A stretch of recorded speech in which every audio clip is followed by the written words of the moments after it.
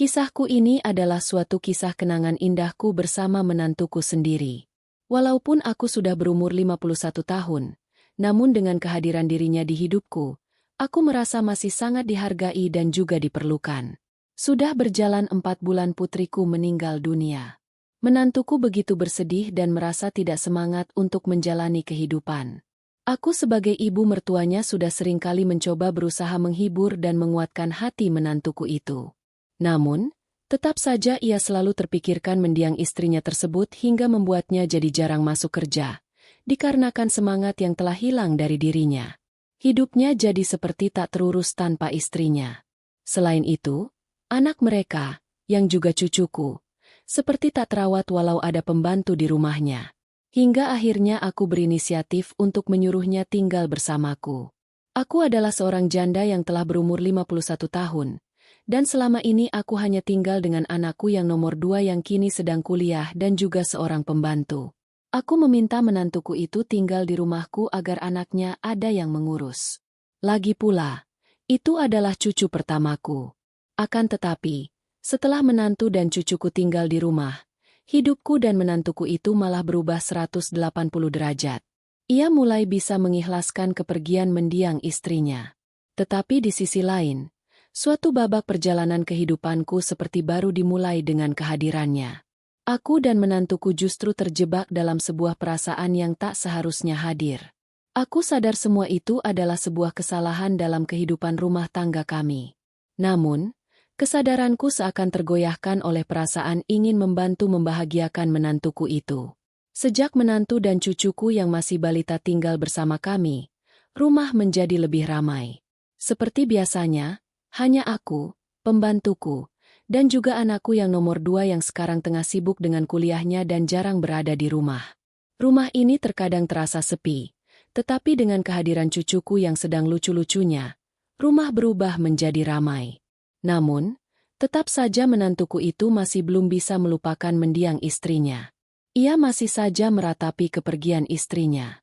Dan setelah pulang kerja, ia lebih banyak mengurung diri di kamar, dan jarang sekali mau makan atau berkumpul sama kami. Hingga suatu malam, aku berinisiatif untuk melihat kondisi menantuku itu di ruangannya, sedangkan cucuku sudah tidur dan dijaga oleh pembantuku di kamar depan. Lalu aku beranjak ke ruangan belakang untuk melihat kondisi menantuku itu. Soalnya aku begitu khawatir. Sejak siang tadi menantuku itu belum makan. Takutnya ia nanti malah jatuh sakit. Aku mencoba mengetuk pintu dan memanggilnya dari luar. Namun, tidak ada jawaban dari dalam ruangannya. Sehingga aku buka saja pintu ruangan itu karena memang tidak dikunci. Saat itu aku juga turut sedih melihat menantuku itu. Dia terlihat melamun dengan pandangan kosong, sembari duduk di tepi pembaringan. "Kamu makan dulu. Nanti malah sakit. Loh, kalau kamu kebanyakan melamun, ikhlaskan saja kepergian istrimu. Kamu harus menjalani hidup demi anak kamu," ucapku sembari menggosok punggungnya dengan lembut untuk memberinya kedamaian. Tiba-tiba ia menangkap tanganku dan ia menatapku.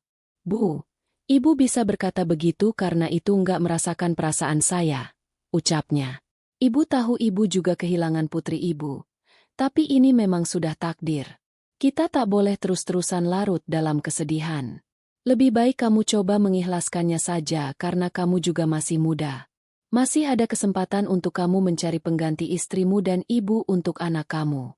Seharusnya malah ibu yang seharusnya paling sedih karena putri ibu sudah pergi untuk selamanya. Jadi sekarang kamu harus tegar. Seandainya ibu bisa membuatmu nggak bersedih lagi, ibu mau melakukan apa saja asal kamu bisa menerima kenyataan ini," ucapku. Dalam diam, dia seperti tersadar. Lalu tangisannya pecah sambil merengkuhku. "Maafkan saya ya, Bu. Harusnya saya bisa lebih kuat dan tegar lagi," ucapnya. Setelah malam itu, aku jadi terbiasa menengok menantuku di ruangannya jika dia nggak keluar. Dan semenjak itu pula, ada yang perlahan mulai berubah. Di saat aku dan menantuku semakin akrab dan dekat, aku merasa begitu senang melihatnya sudah mulai bisa tersenyum lagi. Kami jadi lebih sering berbincang sambil bercanda untuk melupakan kesedihannya. Pada suatu malam itu, aku kembali ke ruangannya dengan membawakan teh hangat dan cemilan untuknya. Kami berbincang hal-hal sederhana seperti biasanya, tentang cucuku, tentang pekerjaannya, hingga obrolan sederhana lainnya. Kulihat jam, ternyata sudah jam 11 malam. Aku pun pamit untuk istirahat. Namun, saat hendak beranjak, ia meraih tanganku. Dia memandangku dengan tatapan begitu berbeda. "Bu, ibu di sini saja, buat menemani saya, Bu," pintanya dengan suara yang dalam. Entah kenapa saat itu pegangan tangannya sangat berbeda dari biasanya. Suara dan tatapan mata seperti penuh dengan harapan. Namun, enggak tahu kenapa aku juga merasa ingin menemaninya istirahat, walau aku merasa ragu. Jujur saja, di usiaku yang sudah 51 tahun, aku merasa memiliki kebutuhan yang demikian itu masih cukup tinggi. Terlebih lagi, aku sudah beberapa tahun menjanda, dan entah kenapa saat dekat dengan menantuku aku merasa ada perasaan yang aneh dalam diriku. Menantuku masih sangat muda, perawakannya pun terbilang tampan.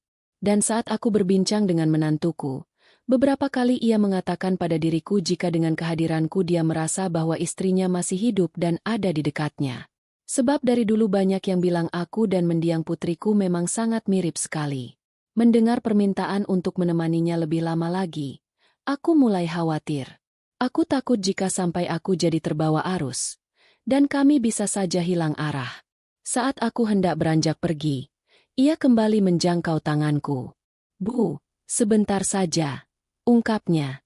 Entah kenapa aku pun luluh dan dengan kondisi yang sudah sedemikian rupa, hingga tak sadar perlahan demi perlahan, aku pun bisa seperti demikian itu dengannya. Keesokan paginya saat kami hendak sarapan di meja makan, ada yang mulai berubah. Aku dan menantuku jadi agak merasa canggung. "Kamu mau berangkat kerja ya?" tanyaku. "Iya, Bu.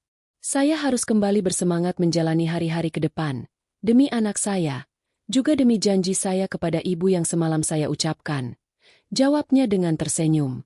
Mendengar dia berkata seperti itu, dadaku terasa bergejolak. Jantungku berdetak lebih kencang dari biasanya. Wajahku terasa memanas, seperti ada perasaan yang tak wajar ketika dia mengingatkan tentang yang semalam. "Sudah, jangan dibahas lagi soal itu. Lagian nanti didengar sama anakmu," ucapku. Namun, Cipto, menantuku, malah tertawa kecil dan menggapai tanganku. "Maafkan saya ya, Bu, kalau sudah seperti itu terhadap ibu," ujarnya. Aku tak menjawabnya. Segera saja ku tarik tanganku kembali. "Ya sudah, enggak usah dibahas lagi. Sekarang buruan makannya. Nanti kamu telat loh," ucapku. Cipto tersenyum dan segera menghabiskan sarapannya sebelum pamitan untuk berangkat kerja. Seharian itu aku di rumah mengurus cucuku. Siang harinya saat aku sedang beristirahat di ruanganku sembari menunggu menantuku pulang, aku menatap langit-langit kamar dengan pikiran yang mengembara, mengingat kejadian yang terlewati dengannya. Seharusnya aku bisa mencegahnya saat itu. Tetapi kalaupun tidak sampai seperti itu, mungkin nanti ia tidak semangat untuk menjalani harinya. Sebab semalam menantuku berkata ia memintaku seperti itu supaya dia bisa mengikhlaskan kepergian istrinya. Katanya, sejak kehadiranku, ia kembali bisa menjalani kehidupannya dengan normal seperti dulu. Apa yang kuberikan kepadanya itu membuatnya bisa melupakan kesedihannya yang berlarut-larut. Aku sungguh begitu dilema saat ini. Aku senang kalau menantuku sudah nggak bersedih lagi. Akan tetapi, di sisi lain, aku tahu apa yang terjadi dengannya itu adalah sebuah kesalahan yang besar. Dan siang ini aku jadi bimbang karena aku sudah berjanji padanya jika ia membutuhkan semua itu lagi, aku siap untuk membantunya agar ia semakin tegar. Sebenarnya dalam relung hatiku yang paling dalam, aku juga sangat membutuhkan itu. Terlebih lagi karena aku yang sudah terlampau lama dalam kesendirianku. Apakah aku harus pasrah menjalani kehidupanku ataukah aku harus mengikuti alurnya saja? Jantungku jadi berdebar membayangkan apa yang akan terjadi nanti. Aku terjaga pukul 3.30 sore dan entah kenapa pikiranku terus memikirkan menantuku itu. Singkat cerita, setelah makan malam, aku hendak membawa cucuku ke ruanganku karena saat itu ia sudah mengantuk. Cipto menantuku menungguku sambil nonton televisi di ruang keluarga. Setelah cucuku terlelap, aku dengan perasaan yang begitu berdebar dan juga penuh dengan gejolak akan menghampirinya.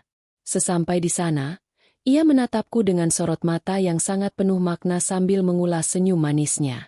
"Bu, temani aku ngobrol di sini ya," mintanya. "Oh, ya, Bu, si Julin masih lama libur kuliahnya, ya?" Tanyanya lagi. "Iya," kataku. "Dia lagi sibuk banget belakangan ini sama kuliahnya. Jadi dia belum bisa pulang," jelasku. Mendengar hal itu, wajah Cipto terlihat sangat bahagia dan menunjukkan semangat yang membara. Tiba-tiba ia menjangkau tanganku, dan entah kenapa aku seperti kerbau yang dicucuk hidungnya dan duduk di sampingnya sambil nonton televisi. Jantungku semakin berdebar dan gejolak batinku semakin menjadi-jadi. Cipto menceritakan tentang pekerjaannya dan mengucap terima kasih padaku karena telah membuatnya semangat lagi menjalankan kehidupannya. "Ibu hanya melakukan yang harus dilakukan sebagai mertua. Ibu nggak mau kamu terlalu larut dalam kesedihan sampai melupakan masa depan kamu," ucapku. "Bu, makasih ya. Aku bisa melihat sosok istri saya dengan kehadiran ibu di samping saya," ujarnya. "Sudah, jangan dibahas lagi soal yang kemarin. Lagi pula kamu juga kok bisa-bisanya sih sampai seperti itu sama ibu? Ibu kan sudah tua," ucapku. Saat itu televisi yang sedang menyala tak lagi menjadi fokusku. Aku dan menantuku malah sibuk ngobrol dan berbincang tentang banyak hal dalam kehidupan. Di tengah obrolan, jantungku jadi deg-degan enggak karuan. Kemudian ia membisikkan sesuatu di telingaku. Sesuatu yang membuat bulu romaku berdiri. "Bu, ibu kelihatan lebih cantik malam ini, Bu. Apa ibu mau menggantikan tugas mendiang istriku malam ini?" Ucapnya yang membuat jiwaku terguncang mendengar pertanyaan itu. Aku semakin dilema dengan kondisi saat itu. Namun, di sisi lain, aku menyadari ada sebuah kebahagiaan di mana aku merasa berharga dan juga masih sangat diinginkan. Tetapi akal sehatku masih mencoba mencegahnya. "Cipto, ibu nggak ingin hal itu terulang lagi," ucapku. Walaupun aku berkata demikian, namun sebenarnya hatiku sangat membutuhkan. Dari raut wajah dan gerak-gerikku seakan membuatnya mengerti apa yang sedang aku pikirkan saat itu. "Kenapa ibu harus menolak dan menghindari perasaan ibu sendiri? Aku hanya ingin berterima kasih karena ibu sangat baik terhadapku dan juga aku hanya ingin membahagiakan ibu," ujarnya. Setelah ia mengucapkan itu, keheningan mulai menyelimuti. Pikiranku pun mengembara seakan tak terkendalikan. Malam itu, sofa yang biasanya menjadi tempat bersantai seakan berubah menjadi jebakan di mana kami beraktivitas yang seharusnya tak boleh terlaksanakan. Kemudian aku menyerah pada keadaan. Saat itu kami kembali mengarungi lautan luas bersama. Sebuah kisah baru saja kurangkai bersama menantuku, lelaki yang mulai mengisi hatiku.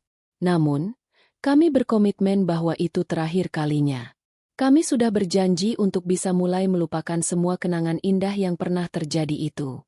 Singkat cerita, setelah 1 tahun berlalu, akhirnya ia pun menikah dengan wanita yang dicintainya. Aku ikut senang melihat cucuku mempunyai ibu baru, pengganti mendiang putriku. Dan sampai sekarang mereka hidup dalam kebahagiaan. Dan rahasia kami sudah kami kubur dalam-dalam.